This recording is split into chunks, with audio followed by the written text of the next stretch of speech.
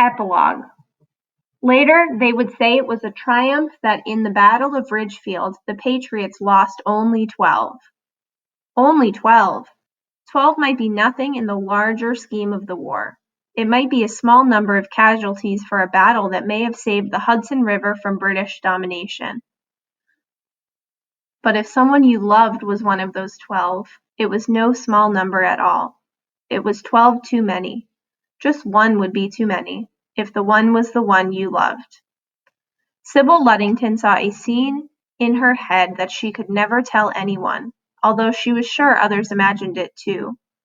Timmy hiding behind the stone fence with his brother and his father, as directed by Sybil's papa. Get back there under cover and take a shot as soon as you're able. She saw Timmy, who always tried to do everything better than Barney, leap up to climb the tree.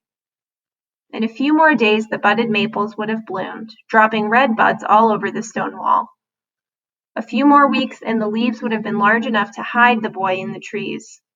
A few more steps along the road, and the redcoat Timmy aimed at would have stood at a different angle, so he wouldn't have had a clear shot at Timmy.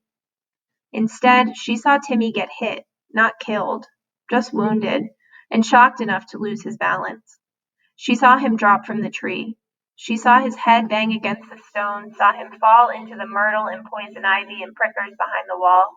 She saw him go still and silent.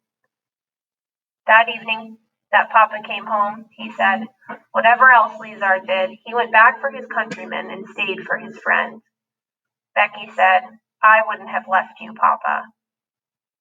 Papa studied the back of his own hands, resting, so tired, on the tabletop. Becky laid her hand on one of his and added, Family business, Papa. Family business, said Turtles, and smacked the table. Nobody else said anything. Mama patted Turtle's hand. Papa said, It was chaos, Rebecca. It was loud and fast and terrible. I gathered up all I could, and so did Sillyman and Arnold, and I couldn't look back to see who fell behind me. Or ran off, said Becky in a whisper. He went back, Sybil insisted. She had thought that Lizard would be a brother. Now Timmy was gone, and Lizard was rejected. Papa lifted his eyes to Becky's. Forgive him, my dear, he said.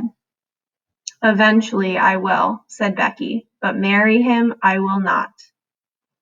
It would be years before Sybil stopped waiting for Enoch. He stayed where nobody knew him until it was finally safe. Maybe he kept her waiting too long because they both married someone else and, typical of both of them, there was no explanation. Even when the war ended and America won its independence from Great Britain, many people did not feel, like peaceable, that it was safe to offer an opinion. What if the British came back, as they tried to do in the War of 1812, and persecuted the Patriots?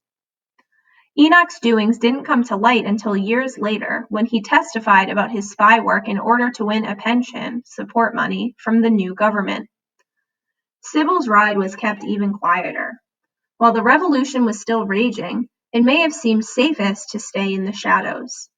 Like many courageous women, Sybil's wartime activities were hushed up with the heroic deeds of men, while the heroic deeds of men went down in history. More than 100 years later, two of Henry Ludington's grandchildren wrote a biography of their grandfather. In it, they retold a family story, the one that told of Sybil's ride. The details had been lost to history, but that didn't stop many people from filling in the blanks, and others from treating their imaginings as facts. Many pieces of information about Sybil, for instance, that her horse was called Star, have been perpetuated without proof. According to the grandchildren, Sybil rode alone over 40 miles around Dutchess County, now Putnam County, to call out the militia to muster before the Battle of Ridgefield. That is all that is really known. The rest is, and always will be, family business.